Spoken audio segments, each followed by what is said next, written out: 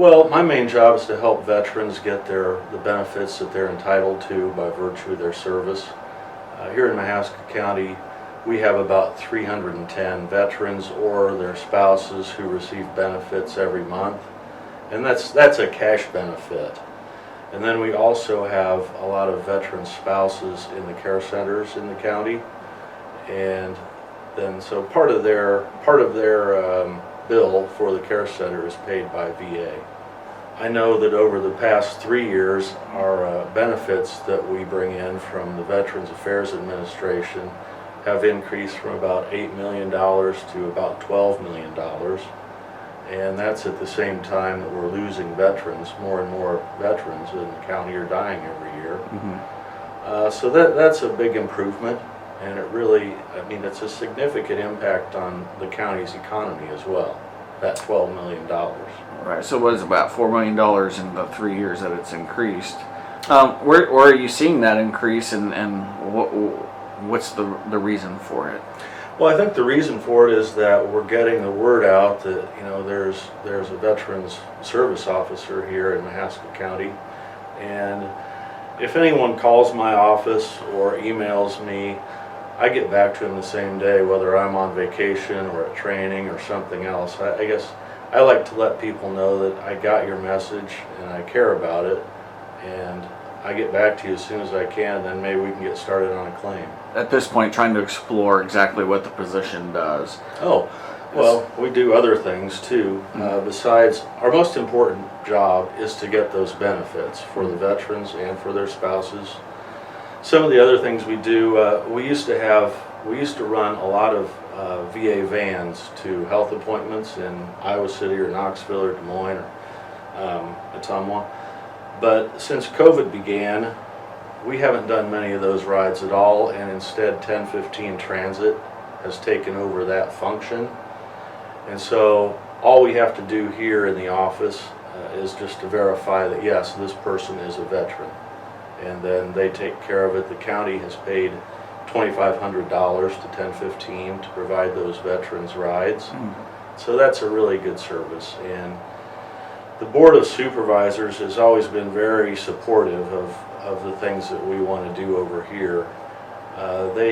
They aren't really my boss, but they appoint my bosses. I have five bosses who are all wartime veterans, and we meet once a month so that they can approve bills and make sure that everything's going smoothly in the office.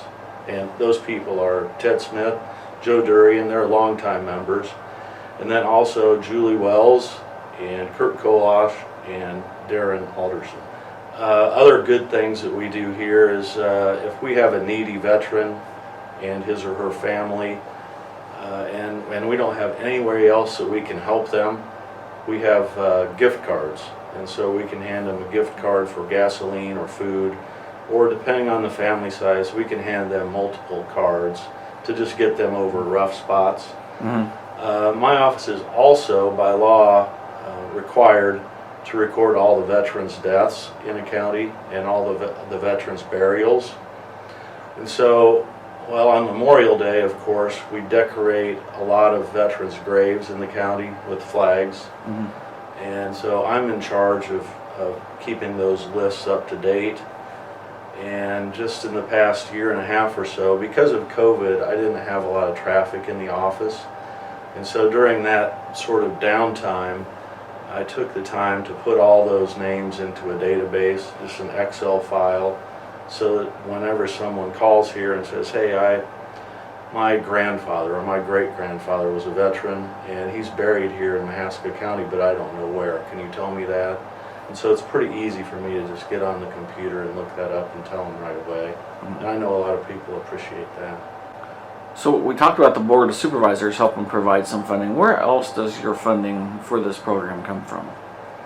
Every year there's an allocation from the Iowa Department of Veterans Affairs, and in general that's been $10,000 a year, although in some years it's been a little bit less. But now it is fully funded, so it's back to $10,000 a year, and that $10,000 goes to every county. Every county in Iowa is required by law to have a person like me in the county to help veterans. The larger counties, of course, are going to have a lot more veteran service officers, but Mahaska County is required to have a person like me, and they opted to pay this position at a full-time position when they could have they only had to fund it for 20 hours a week by law. Mm-hmm. And so they're committed to veterans, and I think that's why we're seeing such good results.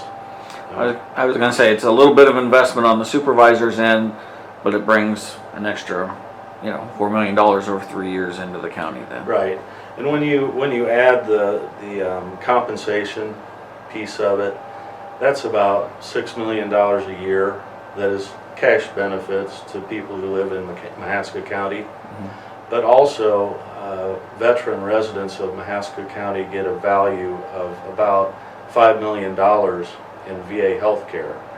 And so that's money that maybe they're not spending out of their own pockets, and so it allows them to spend more in the community if they desire. I would like people to know, if you even think you have a remote possibility of being eligible for some Veterans Affairs benefit, pick up the phone and call me. And every case is unique, but just pick up the phone and call me, and we'll find out and get to the bottom of it. And if you're eligible, we'll get you the help that you deserve.